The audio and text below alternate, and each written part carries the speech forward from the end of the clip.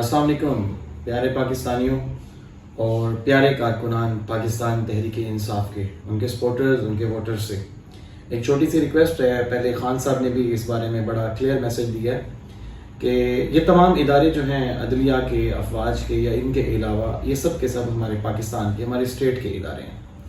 ان کے خلاف کسی قسم کی نہ ہی مہم جوئی میں حصہ لیں اور نہ ہی ان کے خلاف کسی قسم کا آپ کوئی ویڈیو بیان یا کسی قسم کا ٹیکسٹ یا کسی قسم کی ریکارڈنگ سینڈ کریں۔ یہ سارے ادارے ہماری اسٹیٹ کو، ہمارے پاکستان کو مضبوط کرتے ہیں اور ان کے خلاف آپ کا کوئی بھی قدم یا آپ کی کوئی بھی بات، ہو سکتا ہے کہ آپ جانے انجانے میں کوئی بات کریں اور دشمن اس کا فائدہ اٹھا لیں، تو بالکل بھی آپ نے ایسی کسی بات کا آپ نے موقع نہیں دینا دشمن کو کہ وہ ہماری افواج پہ بات کر سکے۔ خان صاحب کا بہت کلیئر میسج ہے اس حوالے سے، افواج کے حوالے سے۔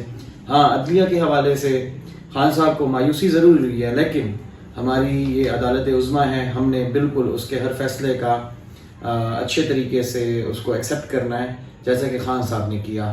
انہوں نے ہر چیز چھوڑ دی جب اعلیٰ عدلیہ نے یہ بات کی، تو اس نے نیکسٹ ڈیٹ نہیں جانے دی، بلکہ 11/59 پہ ان کا فیصلہ مان دیا اور اسپیکر کو رولنگ کے لیے یا اس کو اجلاس کے لیے دوبارہ کنٹینیو کرنے کے لیے کہا۔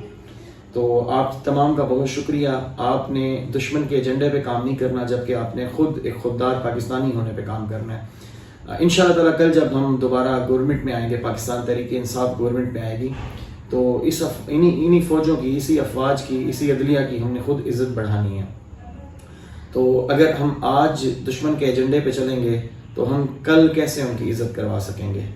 تو میں دوبارہ آپ لوگوں سے ملتمس ہوں، آپ سے ریکویسٹ کرتا ہوں کہ آپ کسی بھی دشمن کے ایجنڈے کا حصہ نہ بنیں، بلکہ اپنے ملک کی افواج سے پیار کریں اور انہیں اچھے طریقے سے سلامی پیش کریں کہ ان کے جوانان ہماری سرحدوں کی حفاظت کرتے ہیں اور ہر قسم کی دہشت گردی کا وہ خود بھی نشانہ بنتے ہیں اور دہشت گردوں کو نیست و نابود بھی کرتے ہیں۔ اگر ہماری پاک افواج ہیں تو ہم ساتھ کے جو دہشت گرد ہمسایہ ملک ہے انڈیا، اس سے محفوظ ہیں۔